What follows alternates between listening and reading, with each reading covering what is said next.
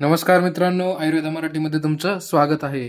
नवीन वर्ष सुरू होत आहे, परंतु एक्झाम्स असल्यामुळे नवीन वर्ष येत जात राहतं. पास होणं गरजेचं आहे, त्यामुळे अभ्यासावर फोकस करणं गरजेचं आहे. आपण डायरेक्टली पाहूया द्रव्यगुण. द्रव्यगुणची ब्ल्यूप्रिंट पाहिजे आपल्याला. नेमकीच एनसीआयझमने त्याला अपडेट केलंय. म्हणजे पहिली जी ब्ल्यूप्रिंट मध्ये होती त्याच्यामध्ये थोडंसं करेक्शन होतं, त्यामुळेच मी व्हिडिओ बनवलेला नव्हता, कारण मला माहित होतं इथे थोडासा फॉल्ट दिसतोय. परंतु आज जेव्हा एनसीआयझमने ब्ल्यूप्रिंटमध्ये अपडेशन करून पाठवलेलं आहे, तेव्हा त्या अपडेशन सोबत आपण हा व्हिडिओ बनवत आहोत. काय अपडेशन केलेलं होतं, काय चुकीचं होतं आणि काय ते त्यांनी करेक्ट केलं हे सुद्धा आपण पाहूया. आणि काय काय ब्ल्यूप्रिंटमध्ये येणार आहे, पेपर 1 पेपर 2 दोन्ही आपण पाहणार आहोत. ठीक आहे. फार्मॅकॉलॉजी किती मार्क्ससाठी आहे, फार्मॅकॉलॉजीवर कशी क्वेश्चन येणार, इलेक्यू येणार, केसीक्यू येणार, हे सर्व या व्हिडिओमध्ये तुम्हाला ब्ल्यूप्रिंट पाहिल्यानंतर कळून जाईल, जी की एनसीआयझमने दिलेली आहे. ठीक आहे. सर्वात प्रथम आपण डायरेक्टली येऊया एसीक्यू सेक्शनकडे. एसीक्यू सेक्शनकडे म्हणजे 5 मार्कासाठी आपल्याला कशा कशा विचारला जाणार. पहिला प्रश्न तुम्हाला येणार आहे द्रव्यवरती. द्रव्यवरती कसा प्रश्न येऊ शकतो. द्रव्याचे वर्गीकरण मोस्ट एक्सपेक्टेड आहे. योनी भेदाने, त्याच्यानंतर त्याच्या कार्यभेदाने, वेगवेगळ्या भेदाने तुम्हाला कोणत्याही 2-3 भेदावरती एक्सप्लेन करा म्हणून द्रव्याचा क्वेश्चन असू शकतो. द्रव्य चॅप्टरवरून तुम्हाला कंप्लीट करायचा. त्याच्यानंतर विपाक दुसरा क्वेश्चन. विपाक चॅप्टरवरून तुम्हाला असणार डायरेक्टली विपाक एक्सप्लेन करा म्हणून येऊ शकतं. त्याच्यानंतर तिसरा क्वेश्चन तुम्हाला येईल वीर्य चॅप्टरवरती, जे की मस्ट टू नोवरच असणार. फक्त द्रव्याचे जे मस्ट टू नो टॉपिक आहेत त्याच्यावरच असणार. विपाकचे जे मस्ट टू नो टॉपिक आहेत त्याच्यावरच असणार. वीर्यचे जे मस्ट टू नो टॉपिक आहेत फक्त त्याच्यावरच असणार. त्यानंतर प्रभावाचे जे मस्ट नो टॉपिक आहेत त्यावरती येणार आहे चौथा एसएक्यू. म्हणजे 4 एसएक्यू कोणते झाले. पहिले द्रव्य, विपाक, वीर्य आणि त्याच्यानंतर झाला हा प्रभाव. ठीक आहे. हे सर्व मस्ट नो वरतीच आहेत. त्याच्यानंतर 5वा येतो तुम्हाला कर्मास ऑफ दशमनी गणा. दशमना गणाचे तुम्हाला कर्म करायचे, तर मस्ट टू नोच कर्म तुम्हाला फक्त करायचे त्याच्यातले. त्याच्यानंतर 6वा एसएक्यू तुम्हाला येणार आहे प्रिन्सिपल्स ऑफ जनरल फार्मॅकॉलॉजी. हे तुम्हाला एक क्वेश्चन मस्ट टू नो वरती येणार आहे आणि एक क्वेश्चन डिझायर टू नो वरती येणार आहे. म्हणजे तुम्हाला फार्मॅकॉलॉजी वरती आता इथे दिसतंय त्याचप्रमाणे 2 एसएक्यू दिलेले आहेत. त्या 2 एसएक्यू मधील एक एसएक्यू तुम्हाला मस्ट टू नो टॉपिक मधून येणार आहे आणि एक एसएक्यू तुम्हाला डिझायर टू मधून येणार आहे. जसं की त्यांनी नियम दिलेला आहे प्रत्येक क्वेश्चन पेपरमध्ये की तुम्हाला 7 एसएक्यू तुम्हाला कशावरती येणार आहेत, मस्ट टू नो टॉपिक वरती येणार आहेत आणि फक्त एक एसएक्यू तुमचा डिझायर टू नो टॉपिक वरती येणार आहे. त्यामुळे यांनी बरोबर त्याच पद्धतीने दिलेला आहे. द्रव्य, विपाक, वीर्य, प्रभाव, कर्मास ऑफ दशमनी गणा आणि प्रिन्सिपल्स ऑफ जनरल फार्मॅकॉलॉजी हे मस्ट नोवरचे 7 एसएक्यू आणि फार्मॅकॉलॉजीचे जे प्रिन्सिपल आहे त्याच्यावरतीच एक डिझायर टू नोवरचे एसएक्यू. अशा प्रकारे हा इथे पॉइंट आलेला आहे. आणि त्यानंतर हे झाले 7 एसएक्यू आणि 8वा एसएक्यू तुम्हाला येणार आहे मिश्रक गणावरती.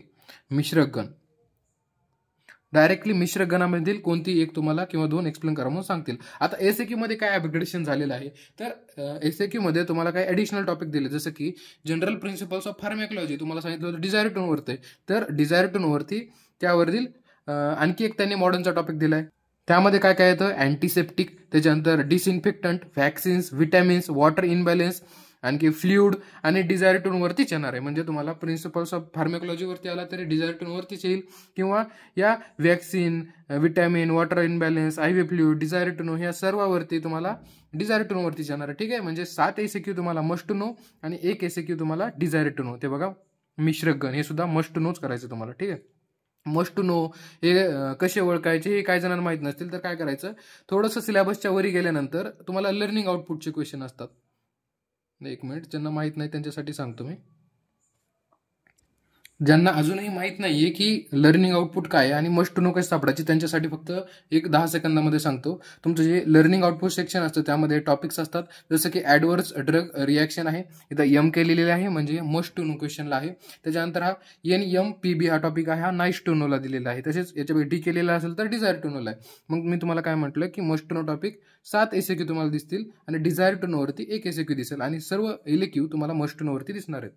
आता पुन्हा आपण आपल्या ब्ल्यू प्रिंटकडे येऊया. अपडेट झालेलं आहे. ठीक आहे. आता एसएक्यू मध्ये काय अपडेट झाले तुम्हाला कळालं. काय कळालं तुम्हाला, याच्यामध्ये antiseptic, vaccines, vitamin, water imbalance आणि हे सर्व आयव्ही फ्लुइड हे सर्व ऍड झालेले आहे. आणि 8वा एसएक्यू मिश्र गणावर. आता एलएक्यू कशावर आहे, एलएक्यू सर्वचे सर्व मस्ट टू नोवरच असतात असा इथं नियम दिलेला आहे. त्याच्यानंतर गुण, रस, गुणावरती एक डायरेक्टली तुम्हाला इलेक्यू येऊन देईल, परादी गुण, गुरुवादी गुण किंवा वेगळा काही गुणावरती येऊ शकतो. त्याच्यानंतर रस, एखाद्या रसाचा जे लक्षण अति घेतलं तर त्याचे लक्षण येऊ शकतं. त्याच्यानंतर कोणती 5 कर्म तुम्हाला विचारला जाऊ शकतात इलेक्यूला कर्म. आणि त्याच्यानंतर सर्वात अपडेशन झालेलं प्रिन्सिपल्स ऑफ जनरल फार्मॅकॉलॉजी.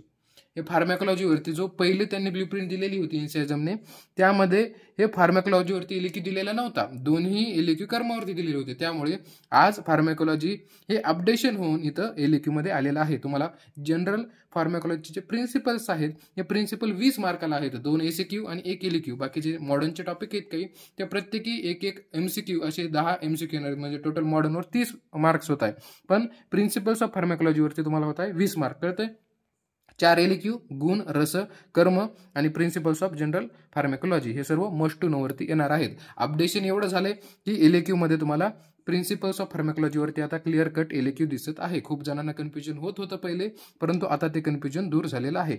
आणि फार्मॅकोलॉजीचे जर प्रिव्हियस इयरचे क्वेश्चन्स वगैरे अनालिसिस करायचं असेल तर तुम्ही कमेंटमध्ये सांगू शकता, आपण नेक्स्ट व्हिडिओ त्यावरती बनवूया. ठीक आहे? सर्वांना हॅपी न्यू इयर. नवीन वर्ष सुरू होत आहे.